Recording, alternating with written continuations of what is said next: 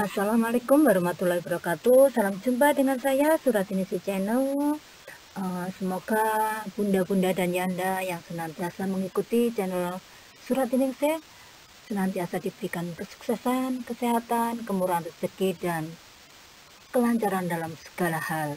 Baik, saya ingin sharing tentang RPP dan penilaiannya. Kemarin ada yang request, Bunda tolong dibuatkan kegiatan pembelajaran sekaligus langsung ke penilaian, dari penilaian harian, mingguan ke bulanan. Oke, akan saya sharing tahap bertahap ya. Kalau sebetulnya kalau mengikuti dari lama itu sudah pernah untuk penilaian itu sudah pernah saya bahas beberapa waktu yang lalu, tapi tidak apa-apa, it's okay. Saya akan mulai bagaimana mengaitkan dari RPP sampai ke penilaian. Baik Bunda, sekarang kita ikuti bersama. Kali ini yang saya pakai contoh adalah tema diri sendiri, subtema panca indera. Seperti biasa, ketika kita mau membuat RPP, selalu ada 3 poin yang tidak boleh ketinggalan, yaitu tujuan pembelajaran, kegiatan main, dan penilaian.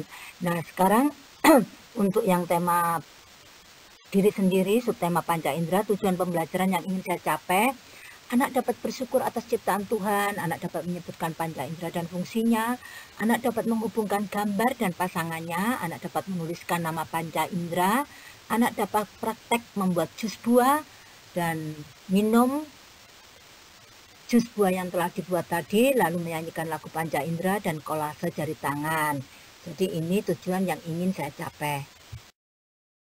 Kita masuk ke kegiatan main ya. Jadi nanti ketika sudah selesai membuat tujuan pembelajaran, kegiatan main, kita buat video pembelajarannya. Nanti kita share untuk orang tua wali murid. Di sini jangan lupa setiap kali membuat video belajar, anak-anak dibiasakan untuk membaca doa. Yang ini contoh untuk anak-anak yang muslim ya, jadi doa sebelum belajar. Rabbi zidni ilma warzuqni fahma. Ya Allah, tambahkanlah aku ilmu dan berikanlah aku rizki akan kepahaman. Kemudian ini contoh kegiatan mainnya, yaitu panca indera yang 6 KD 1.1, 1.2. Kita kenalkan panca indera itu ciptaan Tuhan. Apa saja panca indera itu? Ada mata, hidung, lidah, telinga, dan kulit. Ini nanti bentuknya diskusi ya. Jadi disampaikan bahwa mata itu untuk melihat, hidung untuk mencium, lidah untuk merasa, telinga untuk mendengar, dan kulit untuk meraba. Dan kita sampaikan sebagai bentuk rasa syukur kita kepada Allah yang telah menciptakan panca indera, kita wajib merawatnya. Bagaimana merawat mata, bagaimana merawat hidung, bagaimana merawat lidah, telinga, dan kulit. Jadi ini nanti dalam bentuk diskusi atau cerita. Dan jangan lupa selalu dikasih tepuk-tepuk biar anak-anak semangat. Ini masih contoh kegiatan mainnya, yaitu tadi ada kognitif KD 3.5, 4.5, yaitu menyelesaikan masalah. Di sini anak disuruh memasangkan panca indera dan pasangannya. Jadi ini kegiatan anak, contoh kegiatan.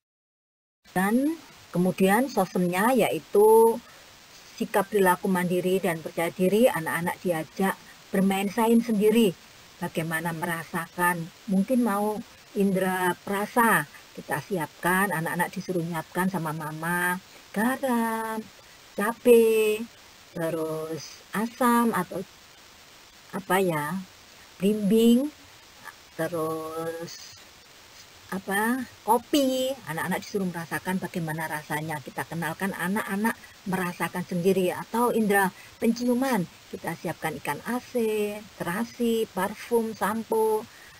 Terus peraba kita siapkan tepung, pasir. Nah, anak-anak disuruh merasakan itu, meraba halus atau kasar. Tadi pembauan itu bagaimana amis, harum, dan sebagainya. Itu kita siapkan, monggo dieksplor, anak-anak mau dilatih indera yang mana. Ini anak-anak mengerjakan sendiri. Kalau bisa menyiapkan sendiri dipandu oleh guru, lalu anak-anak menyiapkan sendiri bahan-bahannya dan bereksperimen sendiri. Jadi sikap mandiri yang kita tanamkan di sini. kita akan belajar meraba, membau, dan merasa. Kita coba yuk.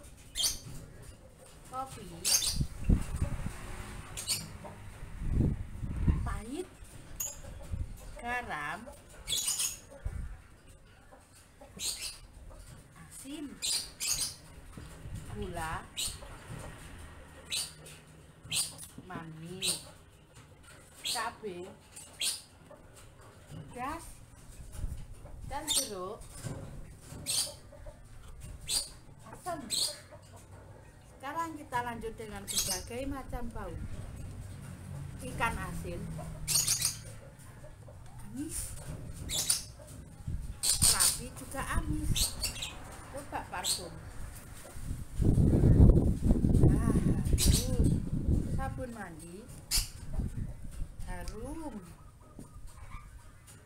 Sekarang kita meraba yuk. Pasir ternyata kasar. Tepung halus, bedak tabur juga halus. Nah, anak-anak, sekarang kalian boleh belajar dengan media yang lainnya. Selamat mencoba. Kemudian kolasenya, yaitu anak-anak diajak membuat kolase jari tangan. Nah, ini kan ada kulit ya, jari tangan. Lalu anak-anak disuruh menempel, boleh dengan kertas yang disobek-sobek, boleh daun kering yang digunting-gunting, atau mungkin kulit telur juga boleh, jadi bebas ya. Anak-anak menyiapkan alatnya, menjiplak sendiri jari tangannya, lalu menempel-nempel sendiri. Ini benar-benar anak-anak kita ajak untuk bersikap mandiri, semua tanggung jawab diselesaikan sendiri. Dan untuk seni ada lagu Panca Indera, di sini nada lagunya Heli ya. Seperti ini contohnya. Aku punya panca indera, semua ada 5. Mata, hidung, juga telinga, lidah dan juga kulit. Mata melihat, telinga mendengar, hidung mencium bau, lidah merasa, kulit meraba, semua ciptaan Tuhan. Jadi ini bisa dikenalkan ke anak, atau Bunda mempunyai sendiri untuk lagu Panca Indera, atau mungkin syair, silakan. Bunda semua, setelah kita melakukan kegiatan, satu yang tidak boleh terlupakan, kita harus memberikan umpan balik berupa penilaian, yaitu penilaian di TK ada 3, checklist, hasil karya, dan anekdot. Tapi kalau kegiatan di rumah, kadang-kadang kita nggak bisa ya untuk mengisi anekdot, cukup checklist sama hasil karya. Tapi kalau bisa ketika kunjungan rumah atau visit silakan. Nah, untuk checklist seperti ini ya formnya, ada bidang pengembangan, ada indikator penilaian, dan capaian perkembangan. Capaian perkembangannya ada BB, MB, BSA, dan BSB. Jadi nanti semua guru memasukkan kegiatan main tadi dalam indikator penilaian, lalu hasilnya bagaimana? Kita contreng. Misalnya mulai berkembang berarti yang kita contreng MB, atau berkembang sangat baik yang kita contreng BSB. Jadi begitu seterusnya ya. Nah, kalau penilaian hasil karya bagaimana? Ini contohnya. Jadi yang saya pakai tadi kolase tadi ya, tanggal dilakukannya itu kapan ditulis. Terus hasil karyanya seperti ini.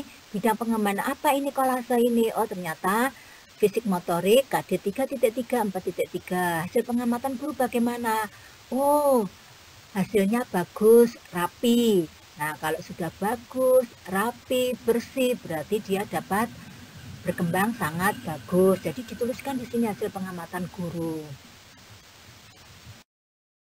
Kalau sudah nilai harian tersebut, kita tarik ke penilaian mingguan. Di sini indikator penilaian, indikatornya apa saja kita tulis, lalu rekap penilaian harian, ada hari Senin sampai Sabtu, bukan Senin sampai Jumat ya, karena kalau kelompok bermain Senin sampai Jumat mungkin ya, tapi kalau TK kan Senin sampai Sabtu, Senin, Selasa, Rabu, Kamis, Jumat, Sabtu. Nah, setelah itu kesimpulannya ketika kita mau menulis di rekap mingguan itu adalah nilai yang sering muncul. Misalnya di sini Senin bintang 3, Selasa bintang 3, Rabu bintang 2, Kamis bintang 2, Jumat bintang 3. Berarti yang sering muncul apa? Bintang 3. Berarti kesimpulan dari rekap minggu adalah bintang 3. Begitu seterusnya. Ayah bunda, hasil karya anak, hasil pekerjaan anak, hasil tugas anak, selain dimasukkan ke dalam penilaian, kita juga wajib mengumpulkannya dan kita bukukan menjadi portofolio. Portofolio ada dua, yaitu digital dan manual. Kalau manual yaitu lembaran-lembaran itu kita bukukan, tapi kalau portofolio digital yaitu semua rangkuman dari foto, dari video kita jadikan satu file, lalu kita bagikan ke anak. Jadi portofolio itu merupakan kumpulan pengalaman belajar melalui bermain, baik yang berupa sikap, pengetahuan, dan keterampilan. Dan di dalam portofolio terdapat informasi yang lengkap tentang anak yang dapat memperlihatkan aktivitas, minat, hasil usaha, pemikiran dalam berbagai aspek perkembangan, mulai dari 6, fisik, motorik, kognitif, bahasa, sosial, emosi, dan seni. Nanti kalau ayah bunda masih belum paham, ada contohnya di beberapa konten saya yang sudah saya share beberapa waktu yang lalu. Nah, sekarang kita akan ke penilaian bulanan ya. Tadi sudah dikumpulkan nilai-nilai dari minggu pertama, minggu kedua, minggu ketiga, minggu keempat. Akhirnya jadilah rekap nilai untuk dimasukkan ke dalam bulan yang kemudian dari bulan Januari, Februari, Maret, April, Mei, Juni, ini di semester genap ya, di semester genap. Kalau semester ganjil nanti dimulai Juli, Agustus, September, Oktober, November, Desember. Itu kita pakai untuk bahan pelaporan ke orang tua wali murid dalam bentuk rapot. Nah, di sini format penilaian untuk bulanan itu hasil akhir yang dipakai adalah hasil terbaik anak. Jadi hasil terbaik anak ya yang kita pakai. Misalnya di sini minggu pertama BSH, BSB, MB, BSH. Nah, yang paling baik di sini adalah BSB, maka hasil akhir yang dipakai adalah hasil terbaik anak. Baik, setelah kita mempunyai penilaian bulanan yang akhirnya kita kumpulkan, kita rekap jadi satu menjadi semester, akhirnya kita buat laporan buat orang tua yang itu dalam bentuk rapot. Nah, konstruksi narasi rapot nanti itu ada kekuatan, ada rekomendasi. Kekuatan yaitu menggambarkan perkembangan yang telah tercapai, dikuasai dengan baik oleh anak. Jadi di sini yang hasil akhirnya BSH dan BSB. Sedangkan rekomendasi yaitu berupa saran atau anjuran untuk meningkatkan atau mengubah perilaku yang belum tercapai, baik secara umum maupun secara spesifik. Di sini apabila hasil akhir yang diperoleh siswa berupa BB dan MB, yaitu belum berkembang dan mulai berkembang. Setelah bulanan kita kan mau menyusun laporan ya, satu semesteran ya. Semesteran kan kalau rapot atau lapor perkembangan siswa itu kan dibagikan per semester, semester ganjil dan semester genap. Nah, untuk itu ada tips bagaimana caranya ayah bunda menyusun laporan pertumbuhan dan perkembangan anak yang sesuai, yaitu satu, kumpulan data anak. Kita cek lagi portofolio, tadi sudah saya sampaikan ya, portofolio itu isinya semua dokumen hasil kerja, hasil karya, hasil tugas anak. Nah, lalu tuliskan 6 program pengembangan, jadi yang masuk 6 mana, fisik motorik mana, kognitif mana, bahasa mana, sosial mana, dan seni mana. Lalu setelah itu masukkan KD-nya berdasarkan pemetaan KD. Jangan lupa tulis indikator-indikator yang muncul dari kompetensi dasar tersebut. Apabila ada fakta-fakta dari catatan anekdot atau hasil karya, masukkan juga untuk membuktikan capaian kompetensi anak. Lalu berikan pengantar pada paragraf pendahuluan. Tuliskan hal-hal umum tentang anak, misalnya kehadiran, kepribadian anak, itu perlu kita informasikan ke orang tua. Seperti yang sudah saya sebutkan tadi, yaitu tipnya nomor 5, apabila simpulan akhir adalah BSH dan BSB, masukkanlah indikatornya ke dalam teks laporan dalam bahasa narasi yang dapat dipahami orang tua. Ini merupakan kekuatan anak. Sedangkan apabila yang diperoleh BB dan MB, masukkanlah indikatornya ke dalam teks laporan dalam bahasa narasi yang juga dapat dipahami orang tua, dan ini merupakan rekomendasi. Harapannya orang tua dan guru membantu menstimulasi anak sewaktu-waktu untuk waktu-waktu yang akan datang. Dan yang terakhir, apabila mempunyai foto dapat dipasang untuk memperjelas informasi pertumbuhan dan perkembangan anak. Foto harus dipasang disesuaikan dengan aspek perkembangan yang dimaksud, misalnya fisik motorik. Fotonya tentang fisik motorik, menyusun balok, naik sepeda, bermain bola, menggunting. Kalau keaksaraan awal berarti di bahasa, ya ketika anak sedang keaksaraan awal menulis atau sedang membaca, itu di sini disesuaikan dengan bidang pengembangan. Jangan sampai foto di seni dipasang di fisik motorik atau dipasang di sosem. Jadi sesuai ya, disesuaikan foto yang dipasang disesuaikan dengan aspek perkembangan yang dimaksud. Oke, bunda-bunda semua, bagi yang membutuhkan KTSP dokumen 1 bisa langsung ke blog saya, yaitu di catatan ini wordpress.com. Boleh diunduh. Kemarin sudah saya share yang dokumen 2 ya, sekarang dokumen satunya. Ini KTSP atau kurikulum masa pandemi atau kondisi khusus, silakan diunduh, silakan dipakai. Lalu untuk penilaian PAUD masa pandemi yang hari ini kurang paham, monggo langsung aja, linknya sudah saya sertakan di sini, langsung diklik saja. Atau bingung dengan contoh digital portofolio, monggo juga silakan, linknya sudah saya sertakan. Demikian mungkin dari saya yang bisa saya sharingkan. Semangat terus untuk perubahan pendidikan anak usia dini, dan salam sehat dari saya. Wassalamualaikum warahmatullahi wabarakatuh. Sampai jumpa di konten-konten berikutnya, bahasan-bahasan berikutnya. Kita selalu belajar dan berbagi.